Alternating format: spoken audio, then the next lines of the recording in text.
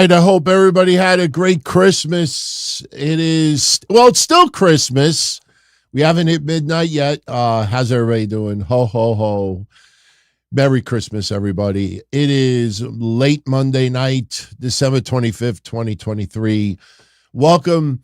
I really don't want to call this a Raw post show because it was the absolute best of 2023. Part one, because SmackDown will have part two, filled with lots of Roman Reigns and other things. But tonight we're going to do this a little bit differently, a little bit laid back, and we're probably only going to go an hour because tomorrow it's back to work for a lot of us, and it is a little bit late over here, especially after the weekend.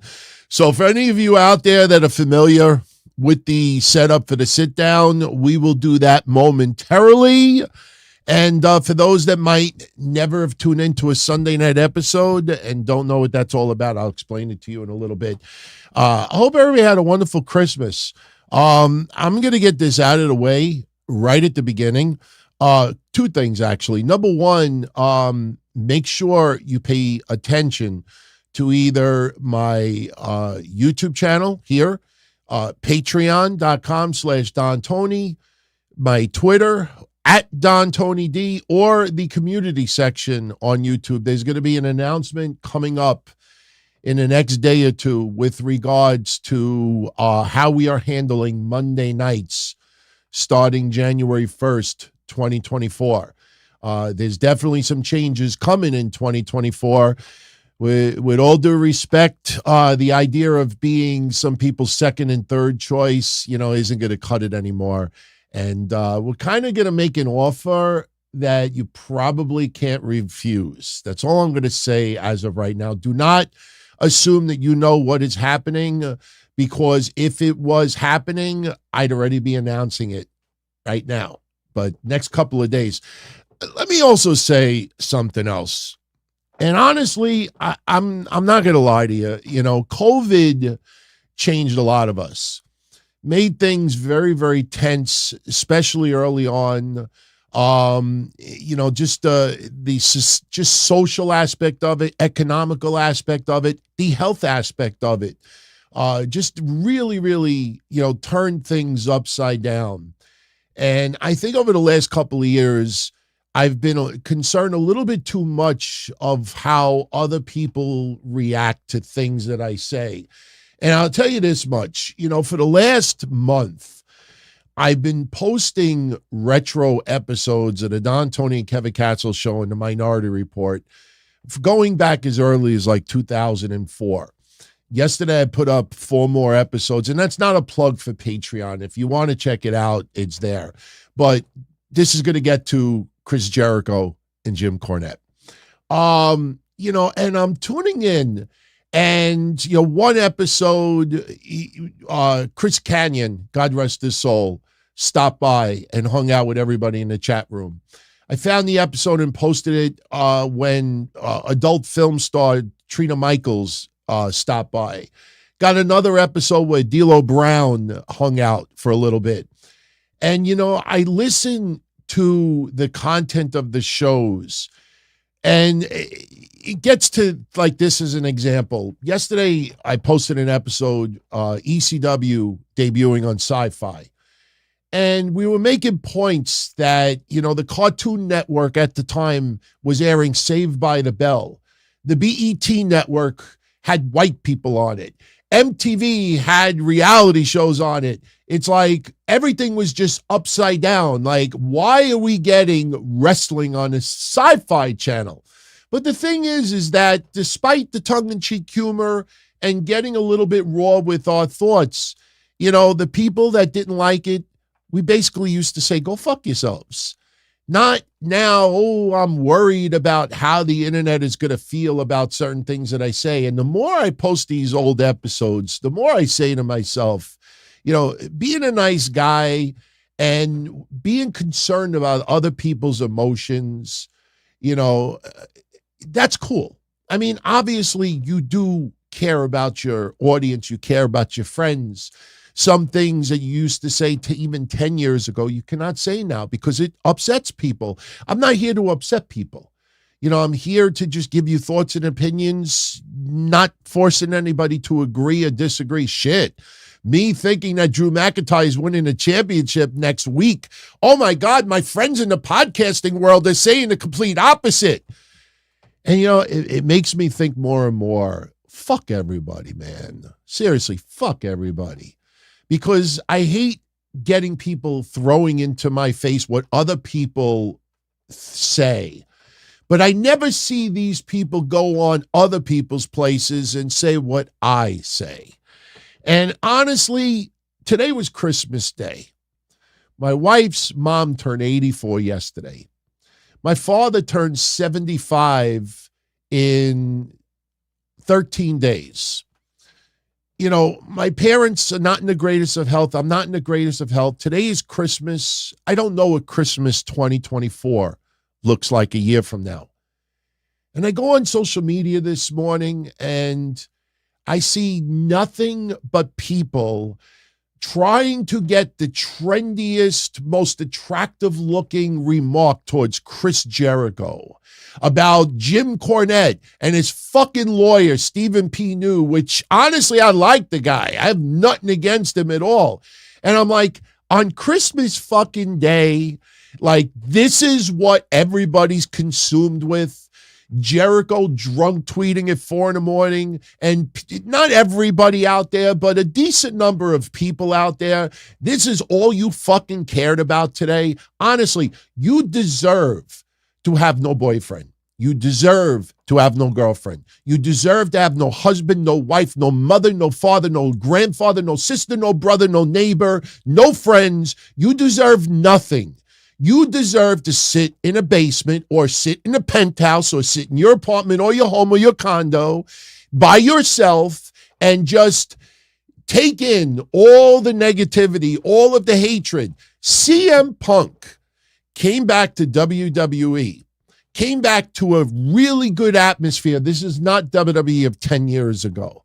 Mercedes Moné will learn that in a very, very near future. CM Punk comes in, gets record views, getting big-time revenue, getting mostly love. Contrary to what people want to shove down your throat, CM Punk has already had conversations with Seth Rollins and Roman Reigns and The Miz and others to make sure that everybody is on the same wavelength. People on social media want to insist that there is anger. And of course there's resentment. You have that many years of dislike towards each other. You don't just become friends and go to the ground round or go to Texas Roadhouse simply because you work for the same company. But the people online, they want to insist otherwise. You think CM Punk gives a flying fuck about a few people on social media, about some retarded websites out there that are trying to post this climate that CM Punk ruined this and CM Punk did this. CM Punk don't give a fuck about all these little virgins out there fucking taking Christmas and trying to turn it into this seriously, for anybody that it applies to. And listen, some people out there are very, very slick at what they do. They're very, very slick because they act like they're against it, but they can't wait to be the first people to constantly talk about it. I didn't write one fucking thing tonight about it because it's Christmas. I want to wish everybody Merry Christmas, and that's it. So that's my thoughts about Chris Jericho and Jim Cornette and Stephen P. New and Stephen P. Old and Stephen Smith. I don't give a fuck. It's Christmas Day. I spent it with my family. Some of my family members may not be around a year from now. I spent it with friends. My wife is inside. I should be inside with her for Christmas night. I'm here with my extended family. That's what I care about. And that's what most people out there should care about. And to see social media consumed with this, and I'm just laughing to myself. I'm like, you see how CM Punk is being handled, treated, covered? You look at AEW. I'm not trying to shit on AEW. There were a lot of good people in AEW. Absolutely a lot of good people in AEW. But stop fucking insisting that because both companies are doing pro wrestling, that they're on equal wavelengths. CM Punk is on a whole different level. CM Punk went from working in a place where it's dress down day, where everybody can just come out and you could smoke in your office and you could wear shorts all day and you don't even have to wear deodorant. You could fucking just hang out, this and that. Now you went to a place where you have to put on a suit. And I don't mean literally. Stop comparing this stuff. Social, people ask me all the time, DT, why do you think Twitter has really gone to shit with regards to wrestling news? And it kind of hit me in the last day or two.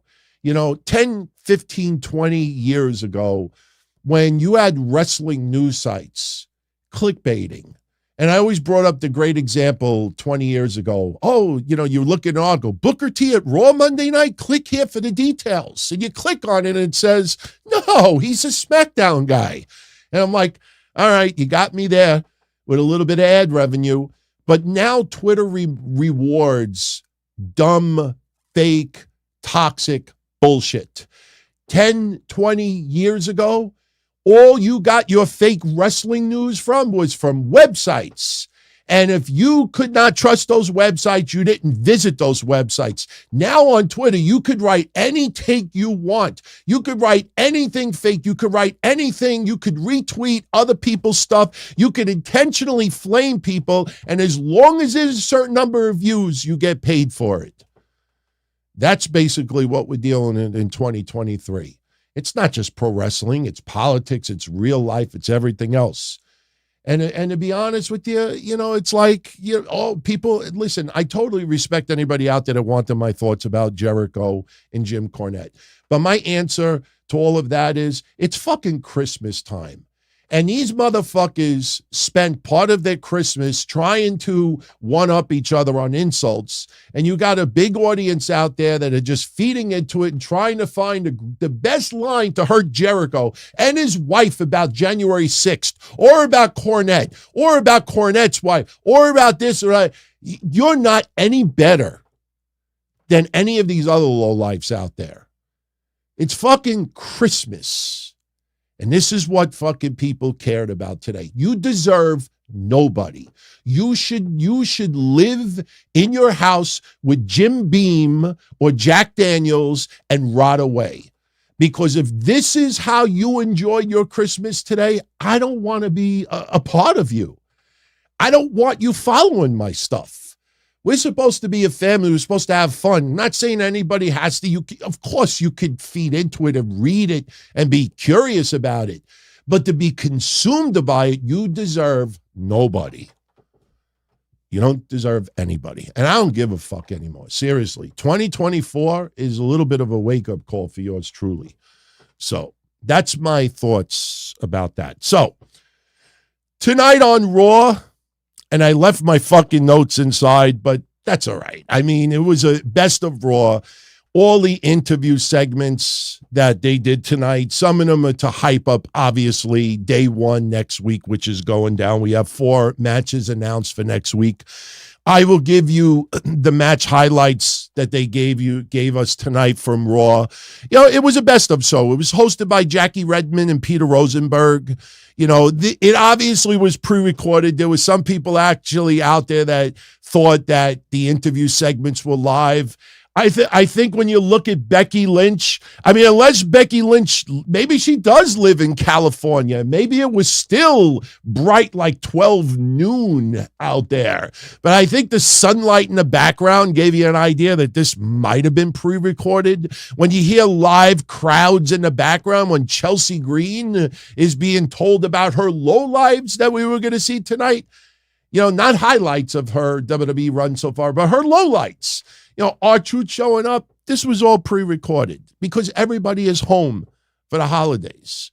But the matches that we got tonight that they showed highlights of was Seth Rollins and AJ Styles from Night of Champions when Seth Rollins became the inaugural World Heavyweight Champion. Who could ever forget Charlotte Flair defending the SmackDown Women's Championship against Rhea Ripley at WrestleMania 39, which Rhea Ripley won.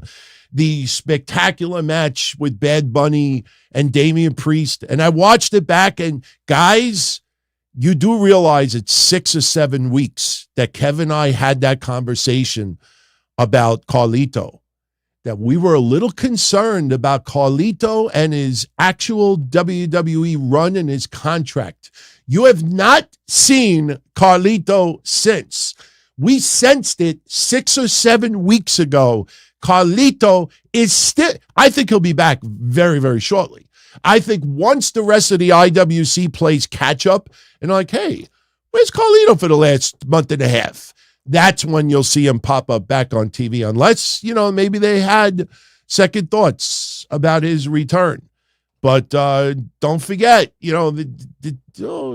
some changes coming. We had, honestly, I'm not going to lie to you. This is the best you could do showing Gunther in 2023. I mean, his match with Chad Gable was excellent, but this was the best that you could do. They showed Gunther versus Chad Gable on Raw, and I think back of Gunther's matches in 2023, and they could have chosen a hell of a lot more. And I get it, it's Chad Gable, and they want to showcase him and everything. But, I personally think they could have done a little bit more with Gunther. We saw the highlights of the SummerSlam match with Cody Rhodes and Brock Lesnar. Cody winning his second of 3 matches against Brock Lesnar, and then the handshake and the hug afterwards.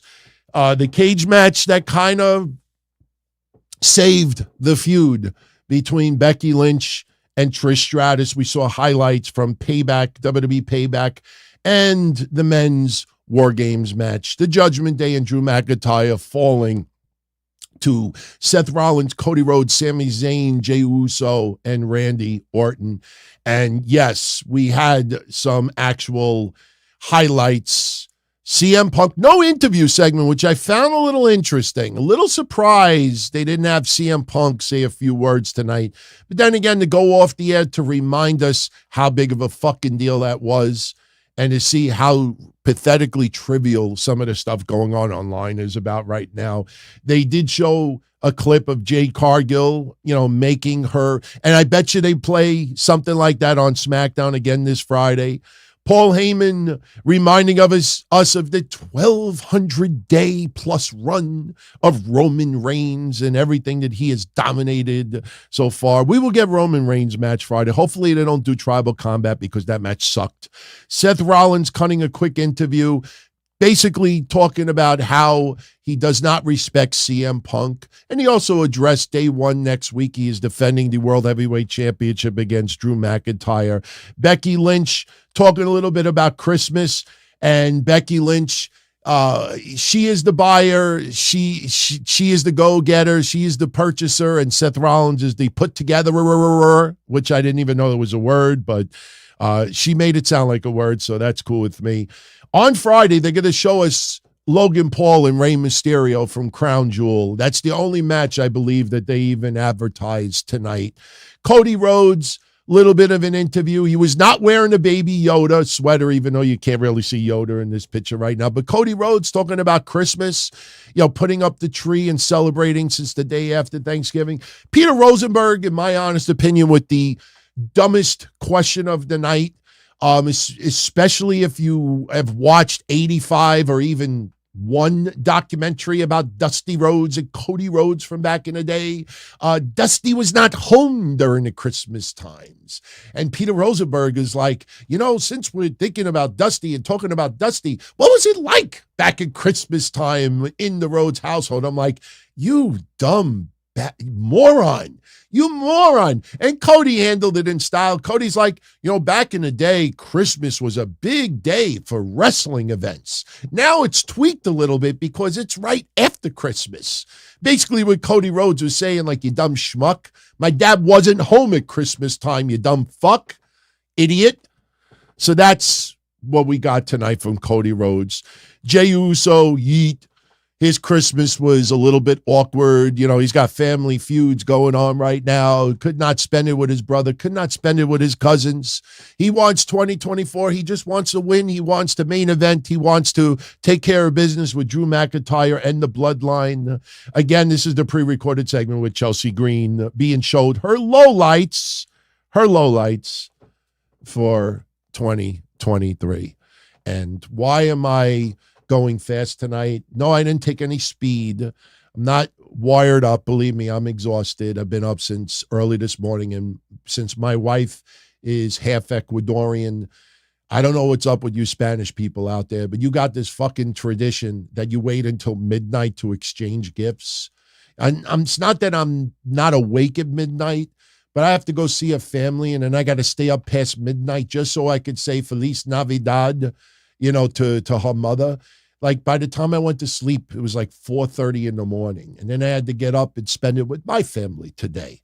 So, yeah. I don't know what's up with you Ecuadorians with that Christmas tradition, but I'm a little bit tired tonight. But plus, we're doing a sit down in a couple of minutes. So if we're going to finish this show in a little bit of a shorter time tonight to keep it, you know, tight for the holidays, you know, I want to get everything in as quickly as I can. So the matches that they announced next Monday, you know, again, with all due respect, Natalya and Tegan Nox, you just lost the number one contenders match 2 to 3 weeks ago. And for some reason, they're getting another match against Shayna Baszler and Zoe Stark to determine who's going to be the new number one contenders for Katana Chance and Kaden Carter. Of course, it's going to be Butch and Butch that's going to win it. And I say that with love because I'm a huge Shayna Baszler fan. If you don't understand the Butch reference, go back and check out the last show that Kevin and I did. We talked a little bit more about Zoe Stark and WWE's impression or their vision of her, how they perceive her to be to the WWE universe. Next week, Becky Lynch will be taking on Nia Jax. Also, Rhea Ripley, you know, will be defending the World Women's Championship against Ivy Nile. And the match that, you know, some people, look, if I'm wrong, I'm wrong. I mean, I'm just giving you my feelings on it. Drew McIntyre must win the World Heavyweight Championship next week. Seth Rollins, to me, the MVP of Raw for 2023. It's not even close. Now it's 2024. Drew McIntyre has lost family members that told him, you know, to put up the fight and do what you got to do. Is it worth it? That promo last week, to me, sealed Drew McIntyre's faith.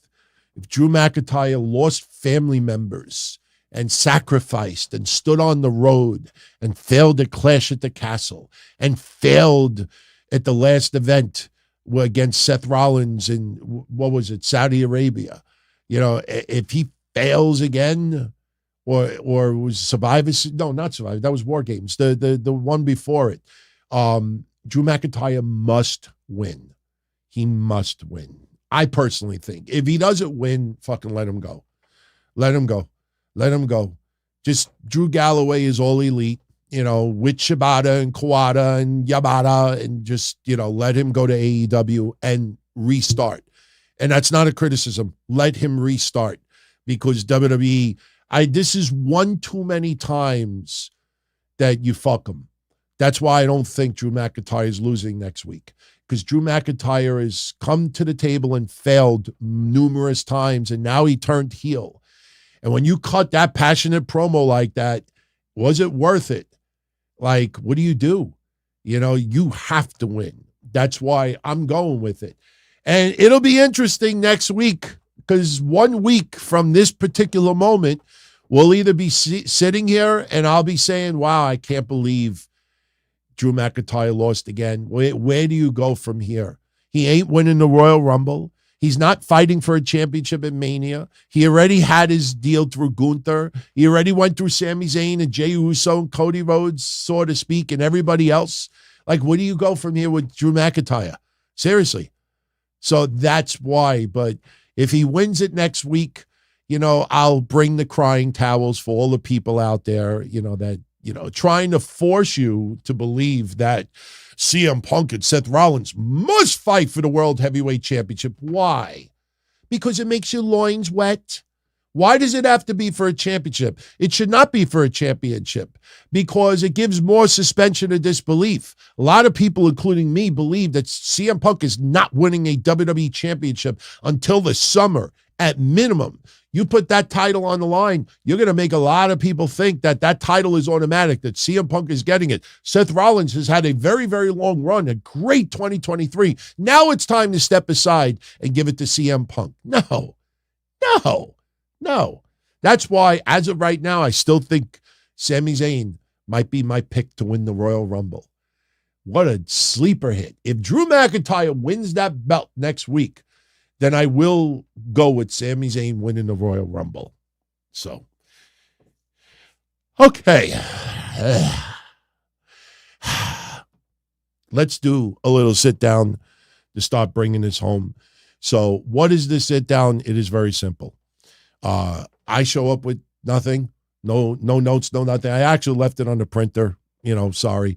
But basically what we do is you bring up questions and topics and we talk about them. All you have to do is be in the chat live. It's free for everybody. And if you're going to post a question, write in capital letters the word question before it's spotted quicker. It's not like there's 50,000, posts going through that I can't see it, but it just helps me spot a little quicker.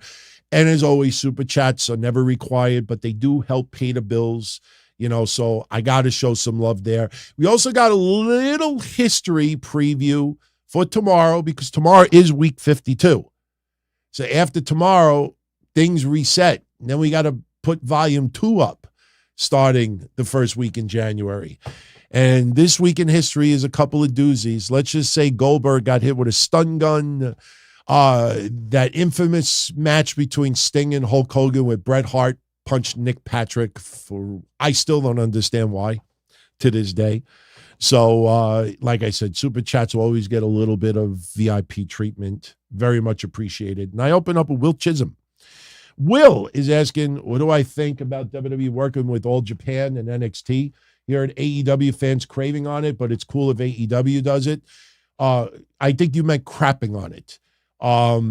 Yes, I think you meant crapping on it. Well, if you tuned into Saturday's show, I said that I thought the announcement would be William Regal's son.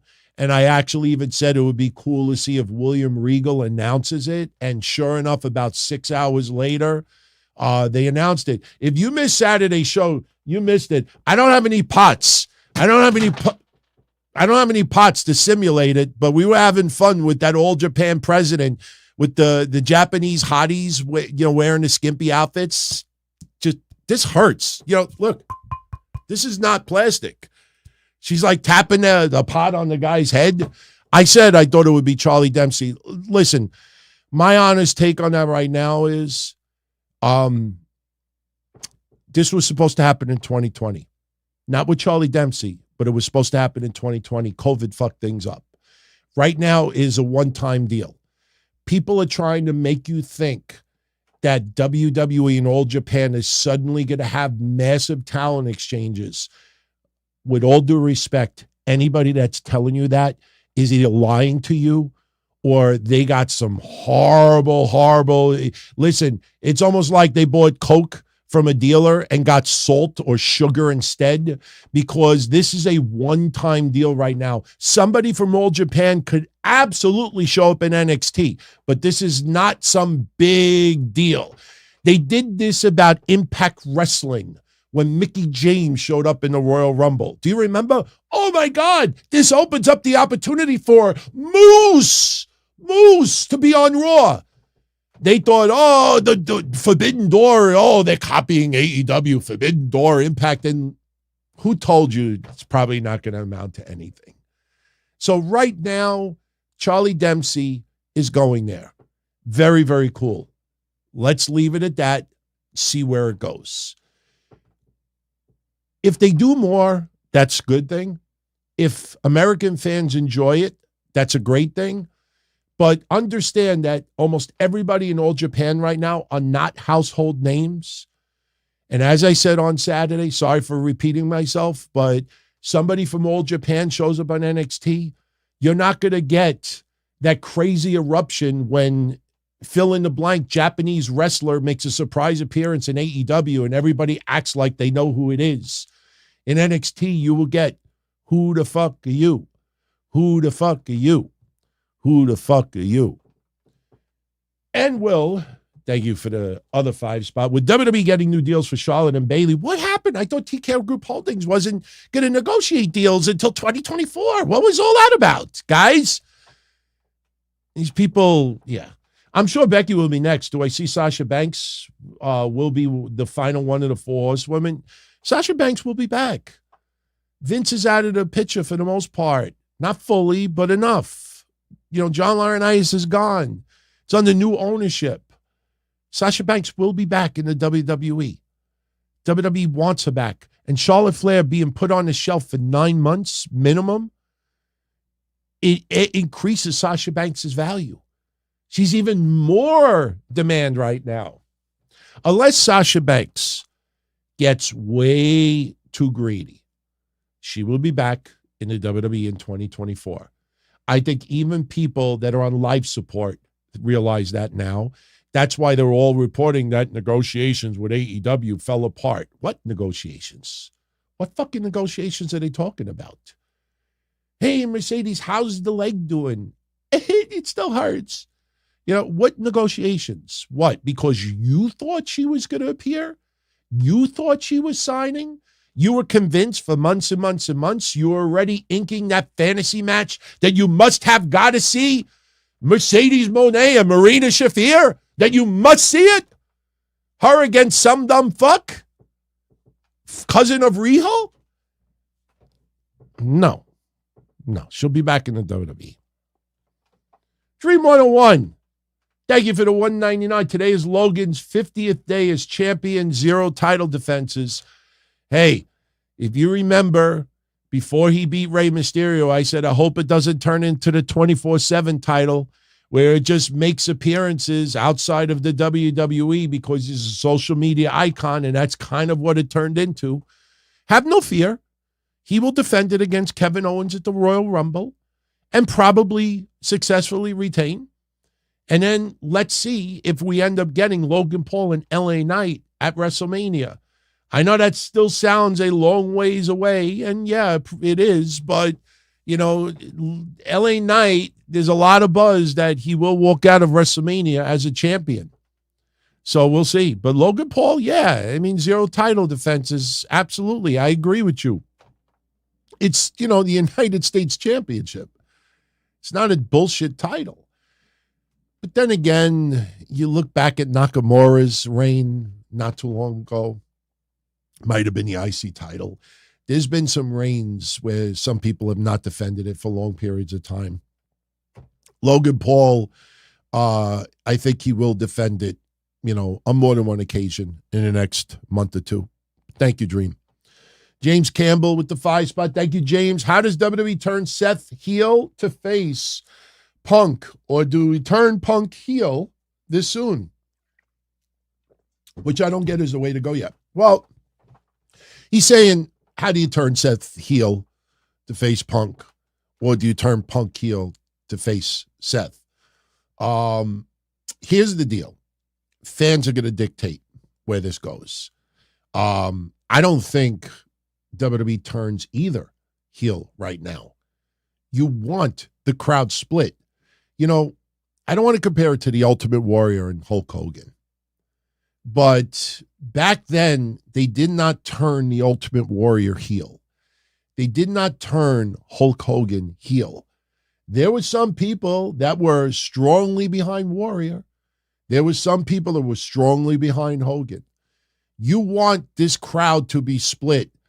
I will tell you, and it's common sense, but you will see a moment at WrestleMania where there is a stare down in the middle of the ring with Seth Rollins and CM Punk, and you will hear it will be reminiscent of Hogan Rock with a difference. That night when Hogan and Rock were face to face, that crowd was chanting Hogan, Hogan, Hogan. They weren't chanting for Rock. Rock thought it was Bizarreland. At WrestleMania 40, you're going to hear the crowd serenading Seth Rollins, He's going to look around, and then you're going to hear the crowd going, CM Punk, CM Punk. It is going to be split. You want that crowd to be split. If you listen, I hate repeating myself, and that's why we're going to be chopping the shows down to 2. Almost dropped my salami. I know that doesn't sound right on audio only, but I almost dropped my salami. That's why we're chopping the shows down to 2, because I find myself repeating myself way too much now. But, when you watch the highlights of CM Punk showing up in WWE, even now, even tonight, you don't see WWE posting all the neckbeards online going, motherfucker, I can't believe this cocksucker is in WWE now. This fucking cancer is in WWE. Motherfucker, this guy's an asshole. You don't see them doing that. You see people going, oh my God, holy shit. I never saw so many grown people that act like that. I mean, it's a surprise. It's great. But isn't it funny that the camera is always on them for extra dramatical purposes? If the camera was off, they'd be like, oh, man, that was fucking cool. Oh, shit. Oh, I got to text my friend. This is the difference, guys. This is the difference between the cameras. The camera's on right now, and I'm podcasting. I'm doing live reaction, and CM Punk comes out at Survivor Series, and I do this. Oh my God. Oh, my God. If the camera was off, or if it was all, I'd be like, oh, shit. Oh, that's fucking cool. Oh, I got to text Marty. Hey, Marty, fucking CM Punk put on the TV, put on Peacock, CM Punk. That's fucking cool. That's the difference. That crowd will be split. If the crowd starts turning on CM Punk in droves, then they will turn him heel. But him facing Dominic Mysterio, which we predicted would be his first opponent in WWE, that's done by design to force the narrative that CM Punk is still a babyface. So, Nero Faye, thank you for the 6 spot. Merry Christmas to you, my friend. Much love. Hope everything is okay in your neck of the woods, all the way in Israel. I know it's big different time zone and big difference going on right there right now. Much love, Nir. To you and your family, thank you for that, my friend. Thank you. Much love, Nir. All right. Let's head on over to the chat. Tristan always wondered about something when a superstar gets injured in storyline. What does the ambulance do? Does it take him to the hospital? Or does it let them out when it exits the arena? Believe it or not, we went to a Raw. Oh, my God, I can't remember who went out on an ambulance. But we went to a Raw back in the late 90s, and somebody was taken out on an ambulance. Was it Mick Foley with the New Age Outlaws? I can't remember who it was, but somebody was taken out in an ambulance, and they went out the park. No, it wasn't that, because it was Nassau Coliseum. That was guarded, because I was there when Chainsaw Charlie made his debut. There was no ambulance that night. But we went to the Nassau Coliseum, and they drove out, and then they drove to the back, and then everybody got out. Hey, here's a good example. Shaq. Didn't Shaq go in the ambulance at AEW? And then somebody actually recorded Shaq like running out of the side of the ambulance. And then the funny thing is, somebody raced to post it on social media like you're doing a great thing. It just made the whole segment look even stupider. But yeah, they drive, to the outside of the camera, and they go on the side, or they go back in the parking lot, away from fans, and they let everybody out. Fair question. Roderick Howard, what are the chances for a Julia debut the night after Mania? Sounds like she's on her way out of New Japan. I think Julia would be much better in Impact. I think Julian would be much better in Impact. I don't know if WWE is the right way to go, unless you're going to keep her in NXT for a year. Julia, listen, I'm going to say something that's going to anger people right now. When I look at Julia, it looks like Lyra Valkyria's twin sister. Like, she is amazing and impressive, but her look, her style, I don't know if that's something that WWE needs right now. Listen, you can't use the Tony Khan mentality that just because a quality talent is out there, I got to have it. I need it. I must. I have to have it. No.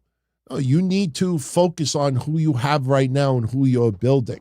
Now, if you're going to promote Blair Davenport to the main roster, or Lyra Valkyria to the main roster, or Cora Jade, or Roxanne Perez after Mania, then you could put Julia in NXT. But right now, I don't know if that's even needed. I don't think Julia in NXT right now is needed.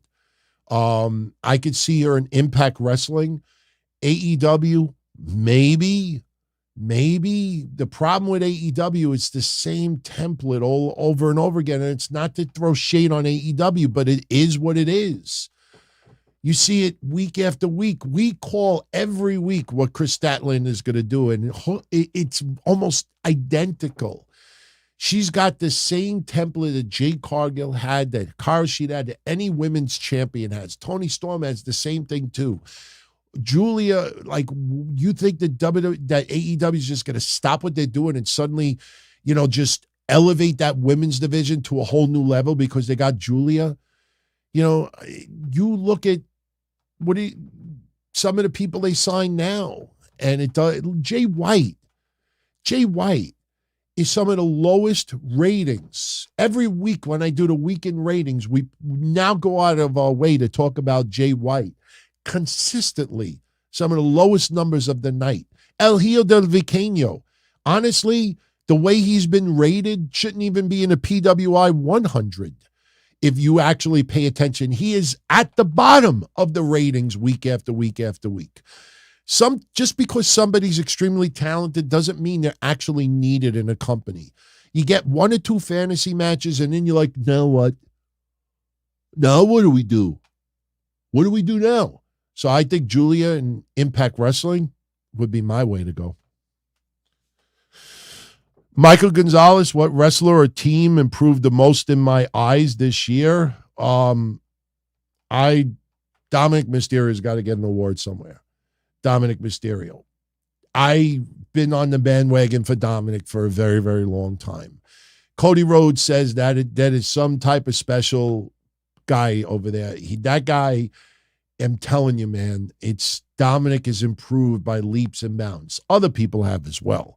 But Dominic Mysterio is the first person that comes to mind for me. Dominic, just everything about him, even when he interacts with fans on the outside now, Dominic Mysterio is he's in the zone. He is in the zone. He deserves the credit. Ray deserves the credit. And not only that, listen, we understand what is really going on with him and Rhea Ripley. I got news for you. Damian Priest, Finn Balor, Rhea Ripley, not really Jaden McDonough because he's now new with Judgment Day, but all 3 of them have taken Dominic under their wing and helped him go along. They deserve a lot of credit as well. So I go with Dominic. Ray J's World. Even though it may be nothing to the All Japan stuff, do I still see WWE embracing the indies more? Triple H, unlike Vince, really likes the indies. Listen, Triple H is still part of the WWE machine, and he's been with Vince since the 90s. I think the biggest mistake that people did over the last bunch of years is to make people think that Triple H is like the 180 of Vince McMahon. There is a shitload of the WWE mantra that Triple H continues to do these days. Everybody talks about, oh my God, look how great he's pushed Dragon Lee, but I could throw 10 other people out there that he's brought back that he's used like shit. Now suddenly everybody thinks, oh my God, long-term booking with Karrion Kross. And I'm obviously a huge fan of Karrion Kross, but you don't have to think that deep into it. It's the right time. Now let's see where it goes. They're going to bring AOP. They're going to bring in Paul Ellering. And I'm curious. I want to see. But up until now, Triple H has done pretty much a shit job, in my honest opinion, for Scarlett or Karrion Kross. But might have been a blessing in disguise. Because with everything else going on with the Bloodline, the Judgment Day, and LA Knight, and now Randy Orton, and Cody Rhodes, and Roman Reigns, and Jey Uso, and Sami Zayn, and Kevin Owens, and you just go on and on and on, that how is Karrion Kross going to break through at that time? So it might have been a blessing in disguise that they didn't do more with them sooner. But you look at Dexter Lumis, you look at Indy Hartwell, you look at Candice LeRae, you look at fucking Nikki Cross, which is on catnip every week.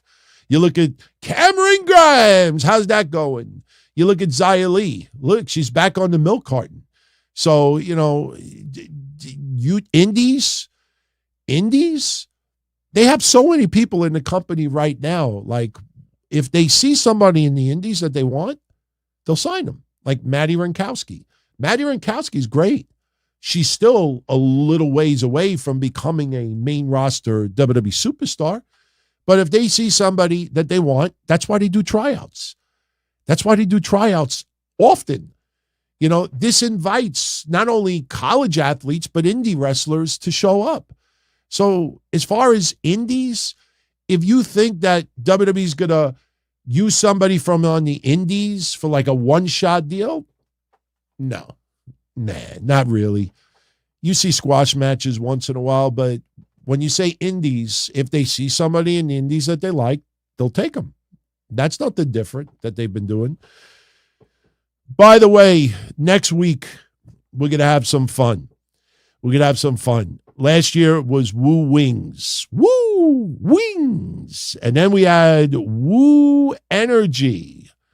By the way, everybody online that's ripping that Ric Flair actor in the Iron Claw movie, I got news for you, my friends, but that actor looks exactly like the Ric Flair on this fucking Woo Energy. Put them side by side. I would have done that tonight, but I didn't think it was worth it. But now, in case you haven't heard about it, we got, this looks better. WooCoin.com. Ric Flair is going to be debuting cryptocurrency January 1st. The funny thing about it, my friends, if you go to Ric Flair's website for this WooCoin, whatever, at the very bottom it says that it's worthless. It literally says there's no monetary value. It's actually worthless. The way they word it is pretty funny. So listen, if people out there, if your biggest complaint about the Iron Claw is the Ric Flair actor, then it means they did a great fucking job in that movie. By the way, big shout out to Monty and Afaro that does a wrestling radio show on Long Island here, actual radio. And he posted this picture earlier. I thought this was fucking priceless, man. That is priceless. That is old school DTKC when we used to say that, what do we used to say? That, who was it in AEW? I think it was Kenny Omega, like, does a Make-A-Wish, and the kid's crying, like, what do you want? What can I get you? Give me John Cena. I remember, I don't know if it was Kenny Omega, but it was somebody in AEW, like, doing Make-A-Wish, and all the kids were crying because they wanted John Cena. But that's a great fucking photo, man. Seriously. That's a great photo. Oh, yeah. While everybody on social media was doing, focused on CM Punk stuff today. Yeah, CM Punk was on Instagram showing love to fans, showing love to the legends that paved the way, and he would not be who he is today without them. So that's an actual screenshot from his Instagram. Birdie, when will I upload the drugged up Jeff Hardy versus Sting retro episode? By the way, you're loving the retro episodes. I'll look up the date. Actually, you know what? That'll be the next one that we post. If you're talking about when Jeff Hardy fought Sting in Impact Wrestling, yeah, we'll post that next. So we posted 10, 10, 10, and some other things earlier this week. That's on patreon.com/Don Tony. I will tell everybody now, part of the announcement for 2024 is that retro episodes are going to continue being put on Patreon. After a certain amount of time, it'll go on DonTony.com. We're just trying to figure out if it should be a month or 2 months, whatever it is. But we put, I think, 45 episodes up there already. So, but yeah, I'll put up that episode this week. So the episode where we covered Jeff Hardy inebriated in Impact Wrestling. So, all right. Where are we? We're at 51 minutes. So let's finish this up. Charlie Conway from the Q&A, the status of CM Punk's AEW championship, Jack Perry's the devil. I was very amazed at how many people this week started saying, oh, I wonder what you all think about Tony Khan being the devil. Look, we're going to have the devil reveal by next week, so we'll talk about it. Jack Perry, I almost think you have to swerve people now. No pun intended. I think Jack Perry would be way too predictable.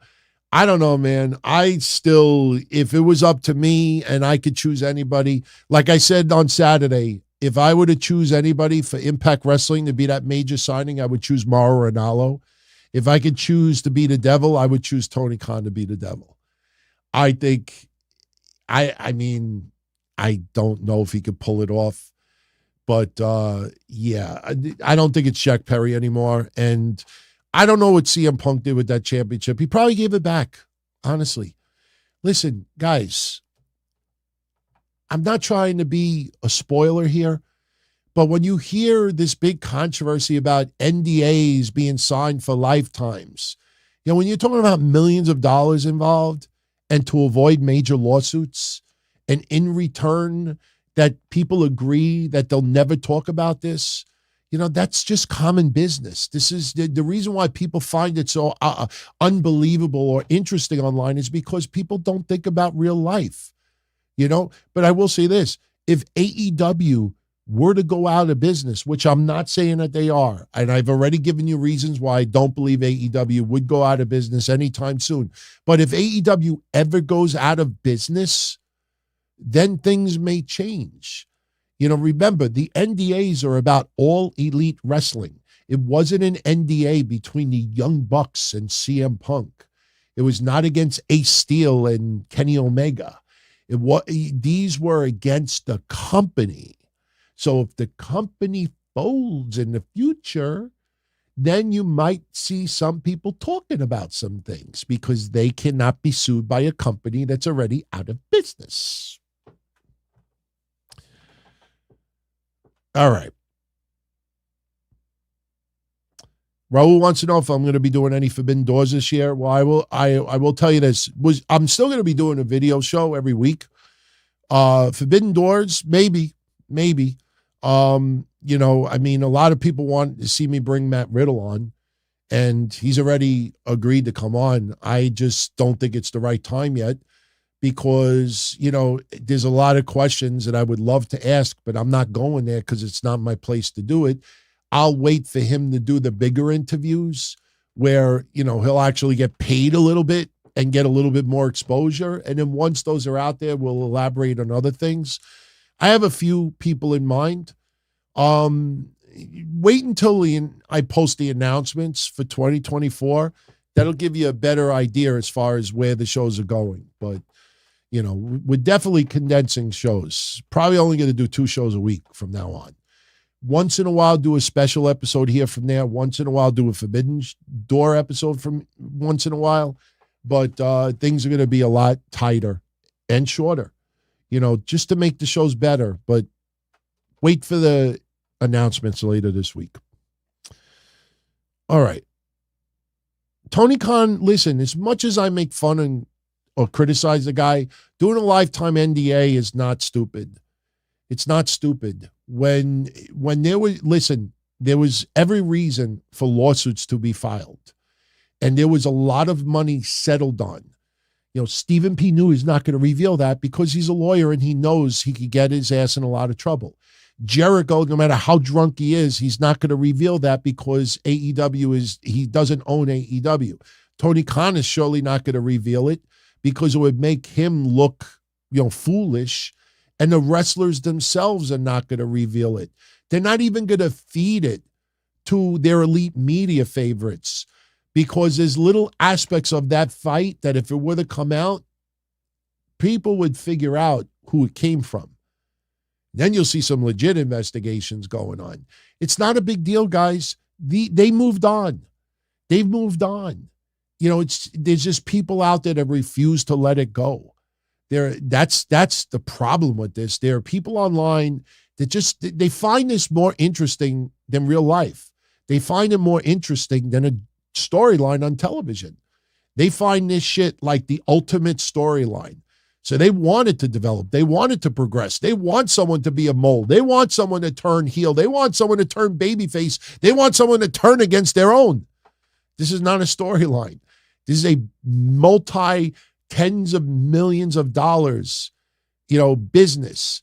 And that's doing NDAs for the life of the company and some of the people involved. Yeah, that's smart business. It's not a storyline. It's not entertainment. Tony Khan did the right thing. He did the smart thing. I know that's not the answer people want to hear, but that's the honest answer. They did what they did to prevent lawsuits and controversy and just letting everybody part ways and move on. The reason why you'll hear a shot towards Jack Perry is because Jack Perry had nothing to do with any of this stuff. Remember, my friend, CM Punk came back to AEW television after the fight last year. People forget that the reason why he was let go is the fight with Jack Perry, not with the Young Bucks or Kenny Omega. So there was no NDA signed with Jack Perry and CM Punk, but CM Punk is not going to give Jack Perry any breath of air. He's going to act like Jack Perry. He's going to act like Jack Perry is, well, I can't say that. He's going to act like Jack Perry doesn't even exist in wrestling. Run DMG, Merry Christmas to you too. What's left of it. Much love. Much love. Doug, what can possibly be exposed that hasn't been exposed?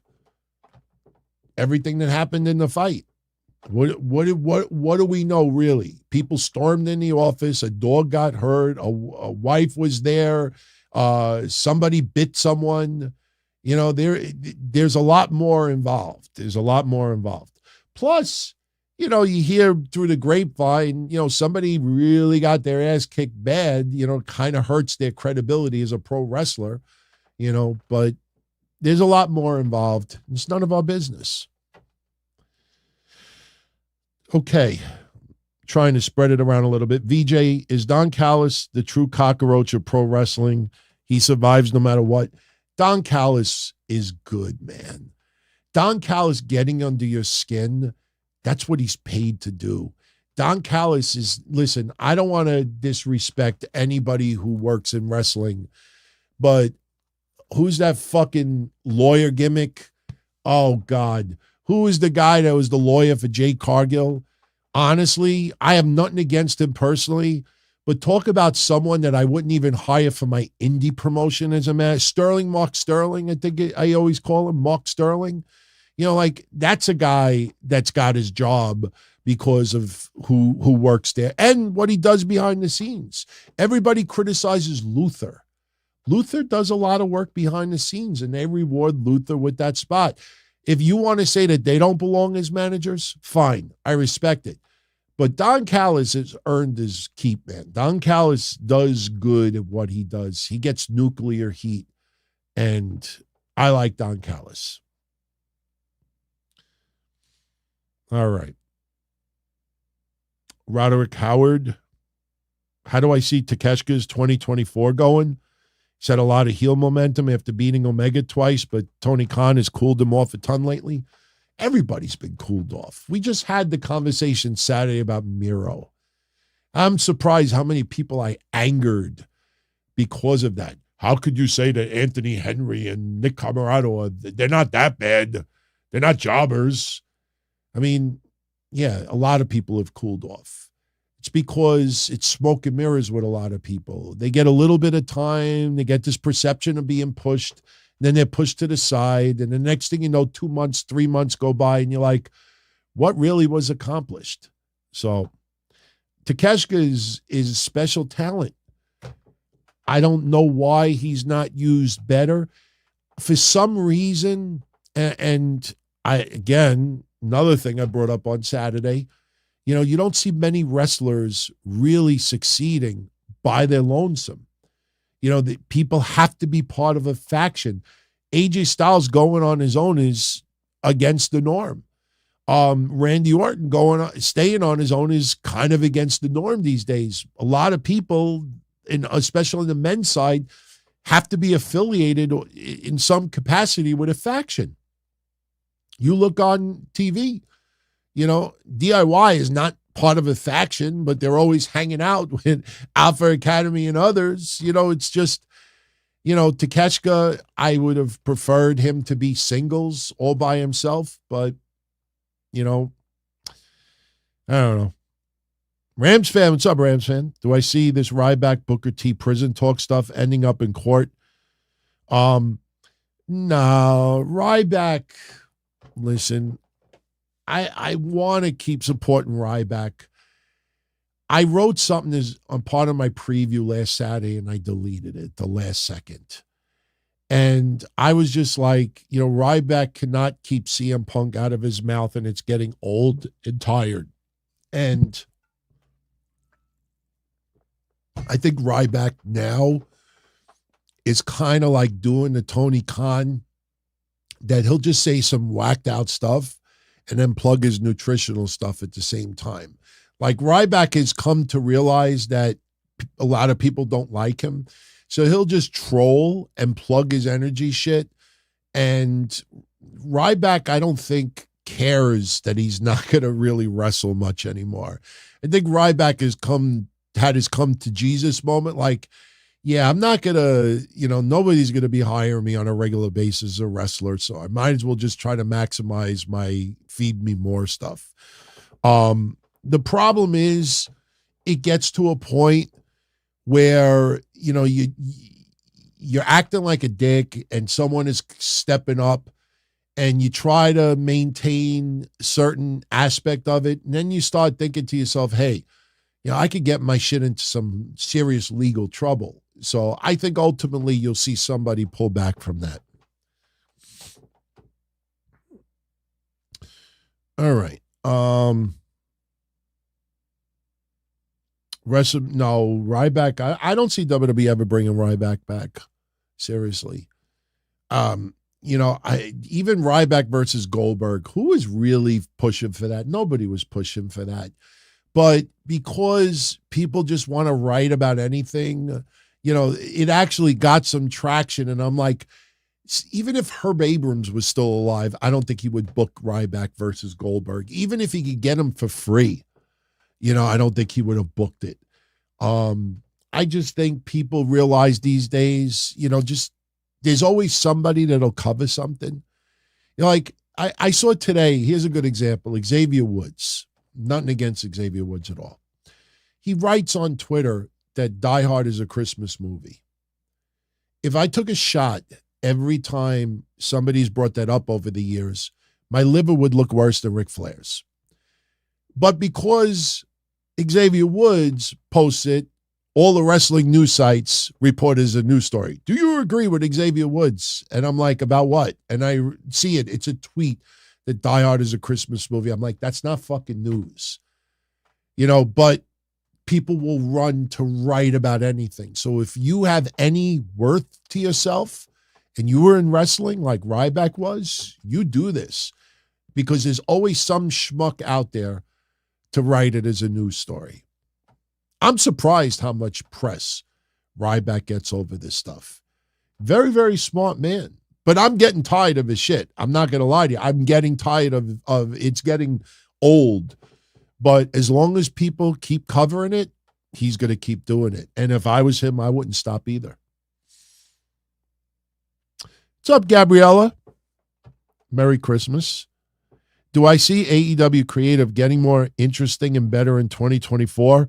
Any chance we get a DT comedy hour on YouTube? I can't practice comedy. If I say something dopey, if I make somebody laugh, it just comes, I can't intentionally do it. Like when I was in school, the only way I made people laugh is to make myself look like an ass. I'd break pencils over my head. I would do like dumb stuff in school and people would laugh at it. And then I realized it wasn't like I was funny. Like, look at this fucking idiot.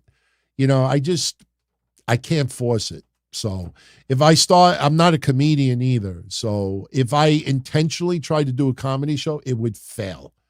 It wouldn't even make a pilot. I'm serious. I would literally it would literally come on and it'd be like, hey, what's up, everyone? And then that would be it. It would just be, it would be over. It would be just a black screen. And AEW creative, it depends on this devil reveal. Because the devil reveal, AEW's backed themselves in a hole. And I got into this discussion last week that they fucked up the bidding war of 2024 in favor of this devil storyline. Because you don't hear any more teasing by MJF that he's going to leave. He can't. He's a babyface. He's got to, stick up for AEW. So if MJF is still a babyface coming out of the devil reveal, then the only way you could go is he's staying to fight the good fight. And does Tony Khan, this is why I would love Tony Khan to be the devil, because MJF teasing, walking out on AEW, a while back, and then teasing that, he's going to go where the highest bidder is, then, he doesn't care about AEW. He cares about himself and his pockets. He cares about as many rolls of quarters that he could possibly get. Sorry, AEW, you're the one that put that shit on TV. So if Tony Khan wants to push MJF out of AEW, that could be a great storyline. The thing is, here's the only problem with it.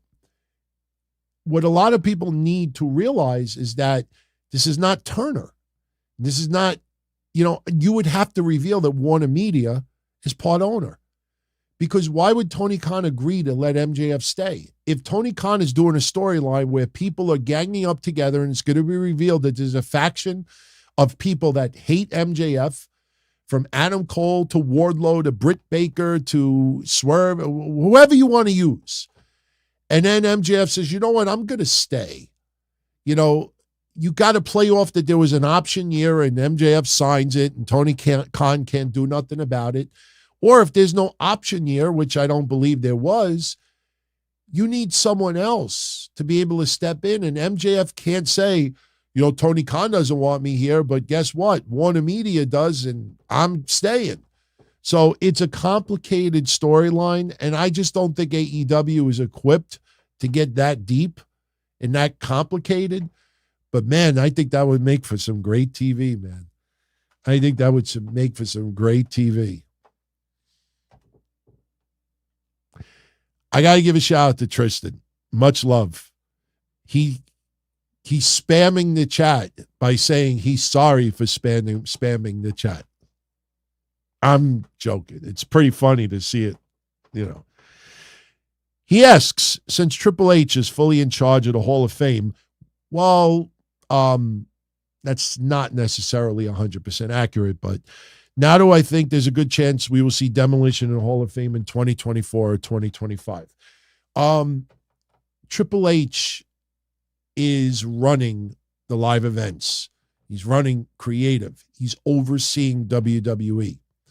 The Hall of Fame news that you have been reading the last couple of weeks or a week or two is not news. It's common sense.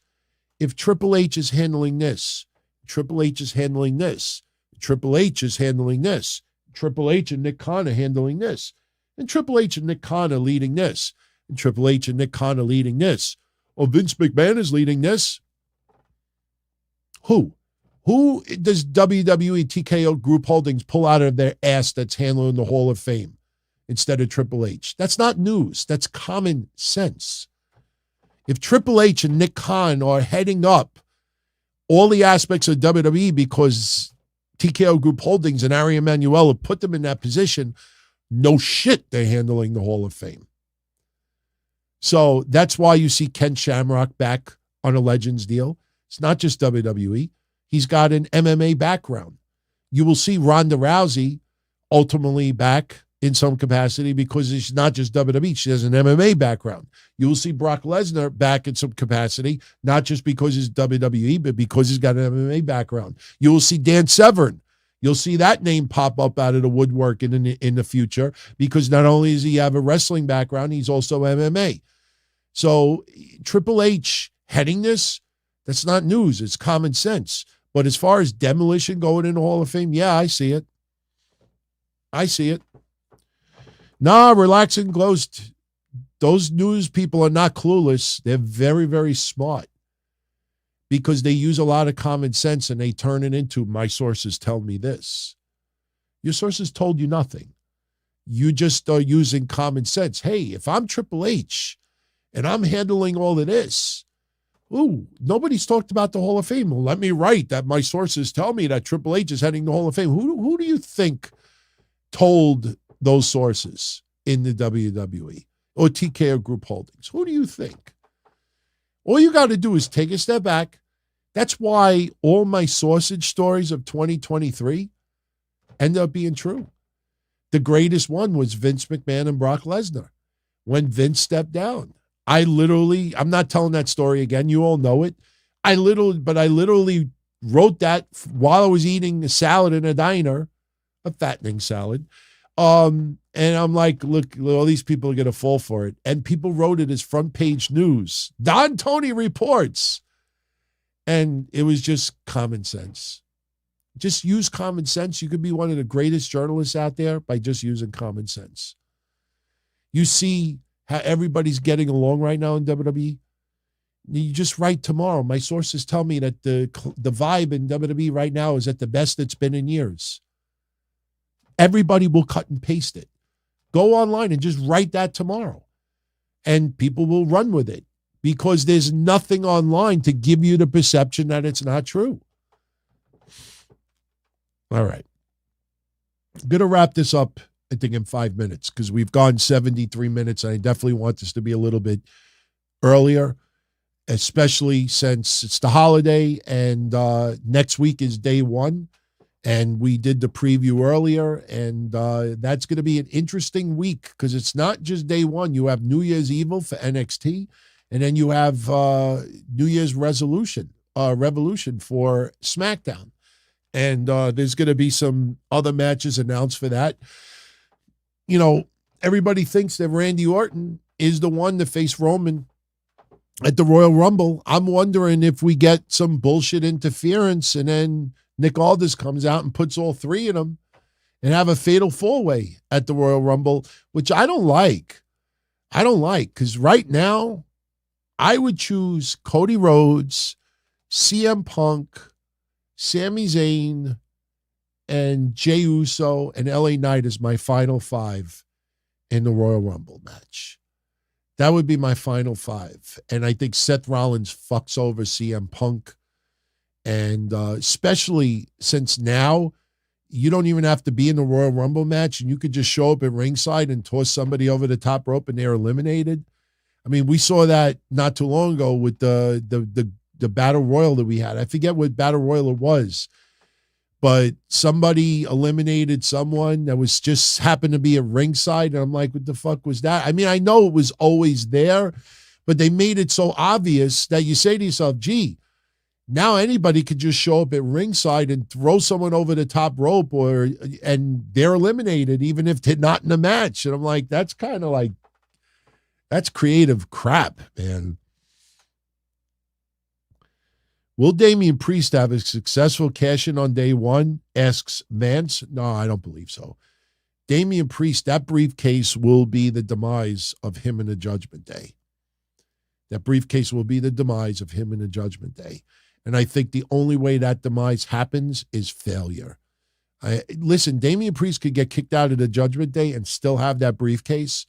And then maybe he turns babyface, and who knows, maybe he cashes in on Drew next year. I don't see it happen on January 1. I do not see Damian Priest going into WrestleMania as the World Heavyweight Champion. No. All right. Let's do 5 more questions and let's get out of here. Let's see if we can get someone that hasn't asked something yet. Kevin Milwaukee with a comment. I would like to see Edge feud with Roderick Strong when he's finished with Christian Cage, so Roddy can keep yelling, Adam.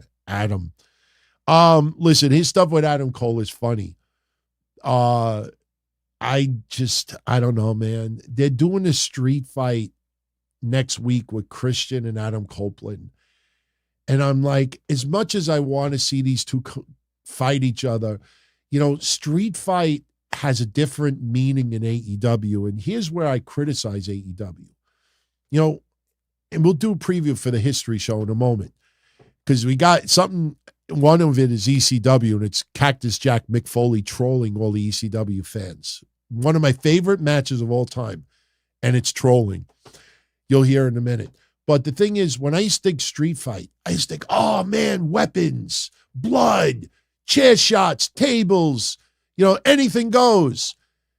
And now when I think of street fight and AEW, I think of, oh great, Nick Wayne's going to get involved. Oh great, his mother's going to get involved. Oh, Luchasaurus, so wonderful. It's like, oh, now anybody can fucking get involved. That's great. Oh, I can't wait to see it. Like street fight used to be like two people fucking each other up, busting each other up, beating the shit out of each other. Yeah, give me a street fight. Now in AEW, when they advertise street fight, I'm like, oh, now Aubrey Edwards could be like, everybody's showing up. She's having like an aneurysm because there's like 95 people at ringside all getting involved. Oh, it's a street fight. Not looking forward to it, my friends. Am I going to World's End? No, I can't. I'm going to a dinner with my cousins. I didn't know for the last 2 years they've been doing cousins night where all of my family cousins get together for a dinner. I didn't go last year and the year before. I was the only cousin that didn't go. I didn't even know about it. I was at my parents' house today for Christmas, and my brother's like, you're going to cousins night next week? I'm like, cousins night? That sounds like a bad club. I'm like, what are you talking about? I'm like, yeah, everybody's getting together for dinner. I'm like, I didn't even know about it because I don't go on Facebook. I literally go on Facebook 3 times a year now. I never go on Facebook. If some of the announcements this week, you know, fall into the place where I think it will, Facebook will be involved with it. But I never go on Facebook. So Bobby Means is asking, why is Nick Wayne's mother getting involved in everything? It's pointless. Because AEW believes it makes sense. AEW thinks that Nick Wayne's mother is Lori Fullington. If you know who I'm talking about, props to you. You're as old as me. But look it up and you'll see why I say what I say. Look up the storyline with Raven and the Sandman in ECW and look for Lori Fulton and her son and the storyline with Sandman. They think she's got Lori Fullington heat. She doesn't. Just because it makes sense doesn't mean it's good.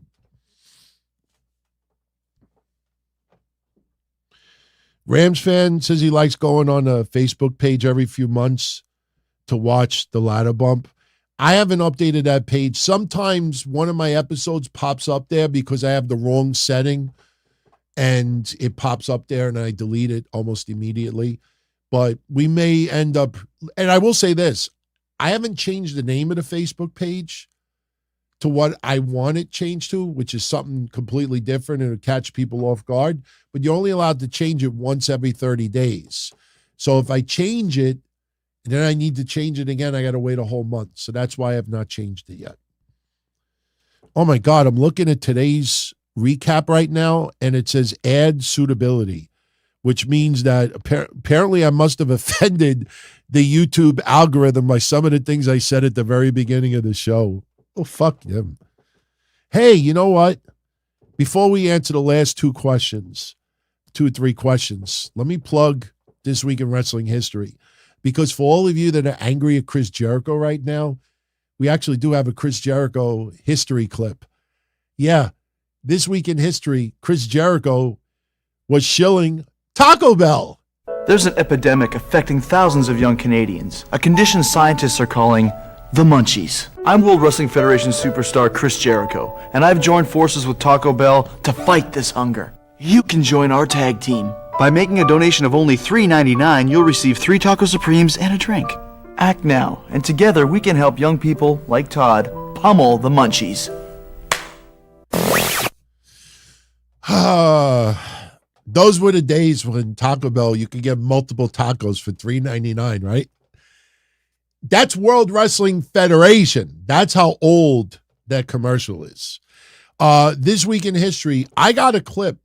I have so much rare stuff on my hard drive. I can't believe it's like considered lost footage now.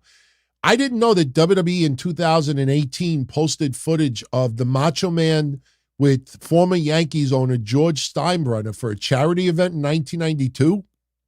I had that in my hard drive for like 15 years, and it's part of this week's history. I'm not going to play it now because it is kind of boring, but just to give you a couple other previews, just to give you a little pictorial, this was the week that Hulk Hogan arrived in the WWF after Backlund lost the World Championship to the Iron Sheik. We had the infamous Star Wars 85. Medusa Michelli made a little bit of history this week. You have to look up to see who is that person behind that gas mask, legendary women's wrestler. Props if you know who that is.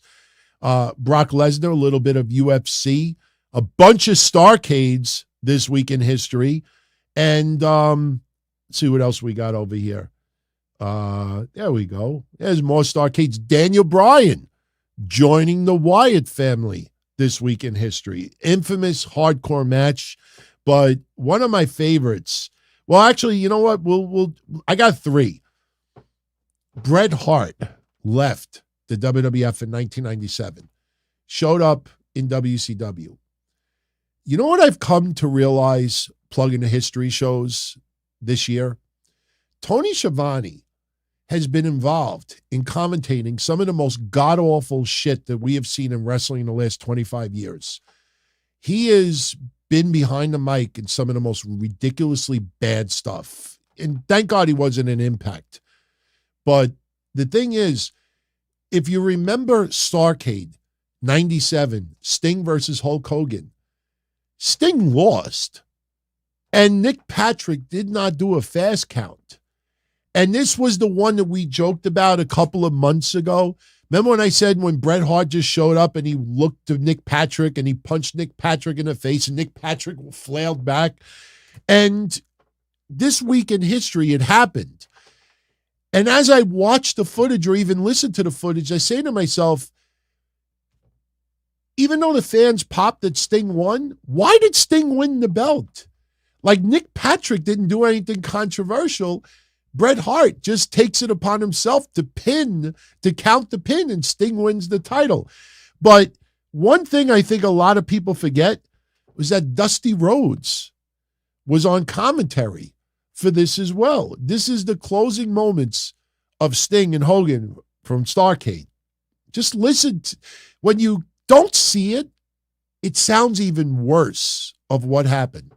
Just check this out. Nothing new for Sting. Sting goes down hard into the safety ref. Here he comes. Oh, it's that Stinger splash. Nobody home on the outside. Nobody home, guys. As this match goes on, you become familiar once again with the trademark maneuvers. The drop kicks. We saw the Stinger splash, but to no avail there. The kicks in the corner.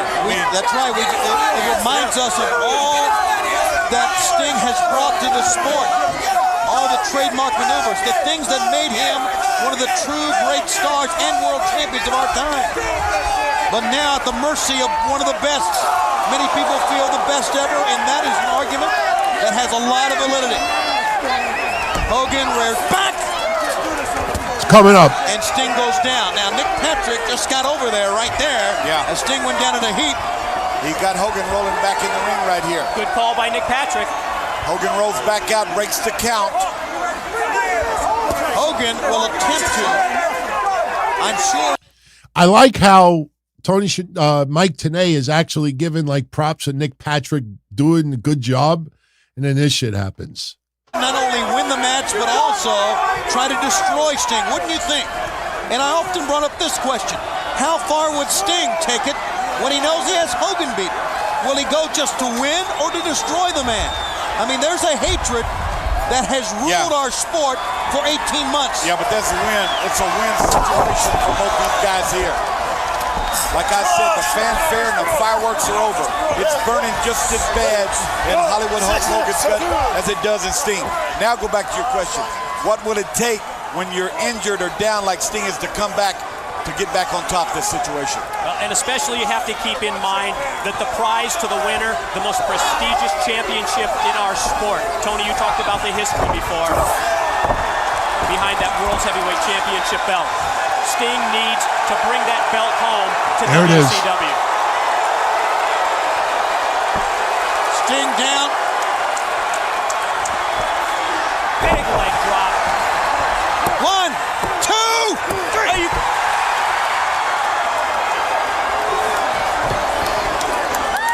Bret Hart has come out and taken. Bret Hart is there. Bret Hart's at ringside. I said it would never happen again, and it's not going to happen again. What?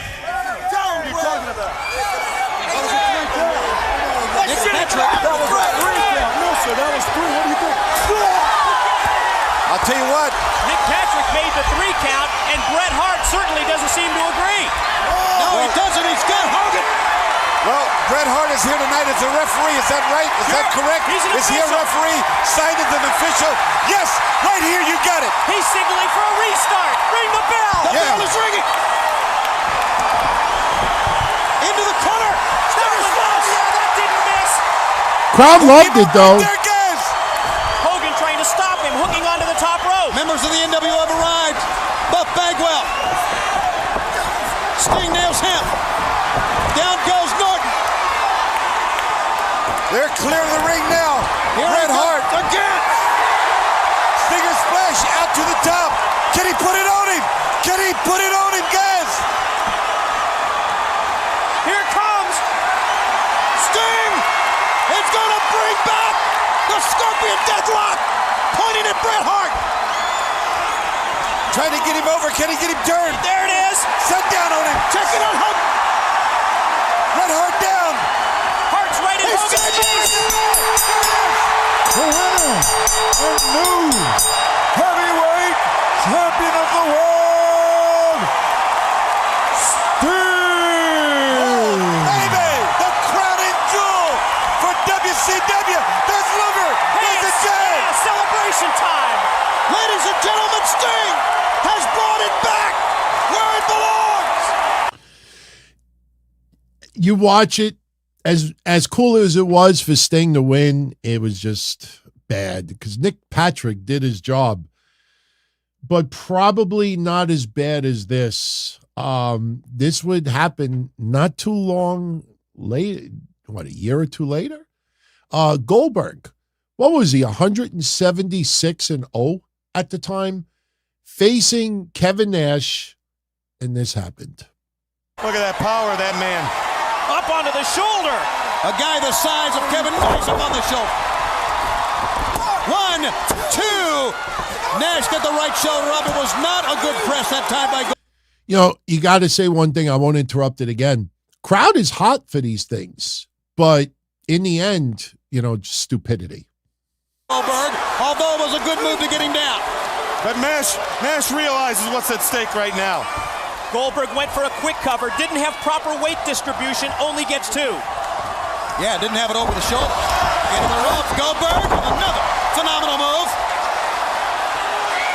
Kevin Nash goes down. What is this? What is he doing here? This Wolfpack wannabe.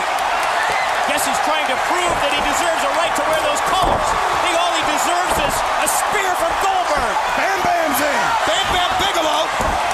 Remember, this is no disqualification. Absolutely it is. And Bigelow, once again uninvited. Whoa! Not supposed to be here. Sending him to jail. Meanwhile, Nash gets a break. What's that? That's one of those tasers the police use. It's like a stun gun. That was Scott Hall. That was Scott Hall. You could hear it clicking. It was like a cattle prodder, a stun gun. Kevin Nash never saw that. And he jabbed it in the midsection of Goldberg. Crowd is cheering. Wait a minute. Jackknife powerbomb. Could this be it? 1, 2, 3. The streak is over. And we have a new world champion. The streak is over. We're 73-1 and a new world champion. Kevin Nash is crowned world heavyweight champion. It was unbelievable. unbelievably, Scott Hall with a kettle prod deep into the chest, in the center of the chest of Goldberg, that kept him down. And Nash never saw Scott Hall out here. No, he did not. That was bad. 173-0 he was. But this, by far, if you've never seen this, this is good. It's intended to be boring. It was 1995. Not too long after Cactus Jack would leave ECW, go to the WWF, and debut as Mankind. And I was actually at this match. I still have my ticket stub somewhere. But they were at the Lost Battalion Hall, Queens, New York, Holiday Hell, 1995. And Cactus Jack was going to take on Sabu. And Cactus Jack comes out there and intentionally, because he doesn't want to work hardcore. If you remember the storyline with Tommy Dreamer, he comes out there. Now, if you ever seen Sabu, you know what he does. And he starts talking about stories that none of us want to hear. But then he wants to have a special type of match with Sabu. I'm only going to play you about 3 minutes of it. But to me, I can't believe we don't see this in GCW. We don't see it in AEW. That we don't see the reverse once in a while where someone intentionally, like there was parts of this match where Mick Foley was yawning. And it was funny because it was just an absolute troll job. But that's what made the match so memorable.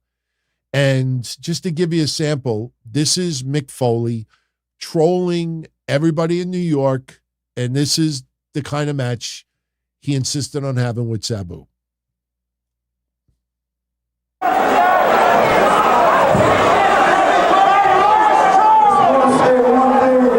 Before we get started, and that is WCW sucks. This we know. You know, I enjoy being your tag team champion, and God knows I love being hardcore. And I want you people to know that all the terrible things I said were not directed at the New York audience, because I am a New Yorker and I never put down any of my homeboys. Troll job. Troll job. I just want to tell you one quick story and then we'll get on to some action, all right? You see, I feel like New Yorkers can appreciate this, that a lot of people, Missy, you included, do look up to the ECW guys. And I don't know how many of you seen a friend of mine, John, on the ECW telecast, the kid in the wheelchair. Everyone know John? And sometimes, from time to time, he'll hand his crutch to one of the wrestlers. And I remember one time, I looked at John before a trip and I said, John, I'll see you at the show. Troll job. And with a tear in his eye, he said, Cactus, I can't make it because I don't have a ride. Wait, Sabu will be here. Okay, just listen. So I said, John, not to worry, I'll give you a ride. So boring.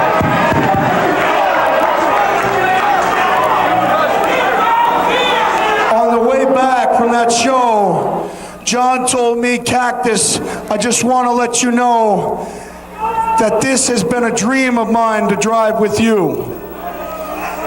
And tonight, we're about to make another dream come true. Because I think you realize that when Sabu left one time earlier, he was under the impression that everybody out here thought that he was nothing but a guy that broke tables and used chairs. And tonight, in fulfillment of Sabu's dream, we're not going to break any tables. We're not going to use any chairs. What? But I'm going to bring that young man out here, and we're going to have one hell of an Olympic rules wrestling match. Olympic What? And for this occasion, I am bringing out the man who has refereed more NCAA championship matches than anyone on history. Come on out here, Pee Wee. Referee John Pee Wee Moore. Well, he can officiate amateur wrestling. Is this a rib? Let's hear it for Pee Wee Moore. Absolute troll job. Okay, excuse me. The rules of the NCAA are as followed. There will be 2 points awarded for each takedown. This is a joke, right? There will be 1 point awarded for each escape. Stalling will result in a warning. If stalling continues to occur, a point will be taken away. The match is to take place inside the ring. If a wrestler reaches the ropes, he will lose a point, and the match will be restarted in the center of the ring. This has got to be a big joke. Forms of striking will be strictly Not a prohibited. joke. Striking includes punching, kicking, any form of pots, pans, chairs, and table will not be allowed in this match. Who do you think we are? This Atlanta? contestant is fine with the rules. Let's get the match underway. That's enough. Absolute troll job for about probably 7 minutes. Couldn't believe it. Just literally trying to convince us that it was a Olympic rules match. They ultimately fought hardcore. You know, Sabu kept doing hardcore stuff, and I think he ended up with like negative 91 points in the match. But, you know, to be a hardcore icon and do a troll job like that, fucking priceless, man. I miss, you know, that part of wrestling, you know, like nice, good troll jobs. And I don't mean like heel turns or turning against the fans. There's a big difference between doing that and doing a troll job. So, all right, before we wrap it up, I just want to give a special super shout out to T. Smitty, who just sent the 5-spot in. Happy holidays, everyone. Am I crazy for wondering why the wrestling media haven't asked Tony Khan if he has a contingency plan if Warner Brothers drop AEW? Why would you think the media would bring that up? They want to be able to go to these media scrums. They want to be able to talk to Tony Khan in the future. You're not going to say something that is going to piss him off or trigger him. It is a valid question. What is the contingency plan if Warner Brothers drops them? Now, I will actually answer that for you. What people need to remember is that if Warner Brothers Discovery, let's say were to announce a deal with WWE, and they do not renew their deal with AEW, AEW has until October to find a new home. Whether it's Fight TV, which is now Triller, or whatever it's called, another TV network. See, people need to remember something. You cannot just read dirt sheets and live off that drama from it. AEW cannot negotiate with other networks because they want to stay with Warner Brothers Discovery. See, this is the difference between WWE and AEW. And this is not maybe it is a knock on AEW. I ask you a question right now that no one has asked. And it's not what T. Smitty is saying, but I'm going to throw something out there to you right now. Since the TV deal between AEW and Warner Brothers Discovery is up October of 2024, just like Raw, just like SmackDown, just like NXT. Why is AEW not shopping around AEW like WWE has been doing with Raw, like they did with SmackDown, like they did with NXT? Why do you not hear AEW shopping around their product? They're expiring in October, just like WWE programming did. That's because they want to stay on Warner Brothers Discovery. And Tony Khan is basically, by not giving the perception that, hey, we're open to another network, he doesn't want to do anything to trigger Warner Brothers Discovery. And that's not good business, because if you're AEW, it's about making money, isn't it? So why are they not negotiating with any other network out there to maybe force Warner Brothers Discovery's hand to ink a deal now? Basically, what AEW is doing is dangerous, because they're not giving Warner Brothers Discovery enough reason to have signed them again. Remember all those bullshit news sites that said that they were agreeing to a 5-year, $1.4 billion deal last year? And I'm sorry for angering anyone. We were pretty much the only people out there that called bullshit from day one. They never inked that deal. Why are they still not have a deal? By sitting on the sidelines at the mercy of Warner Brothers Discovery, you're inviting them to possibly work out a deal with WWE. You want Warner Brothers Discovery to be like, you know what, we got to snatch these guys up because someone else may snatch them before us.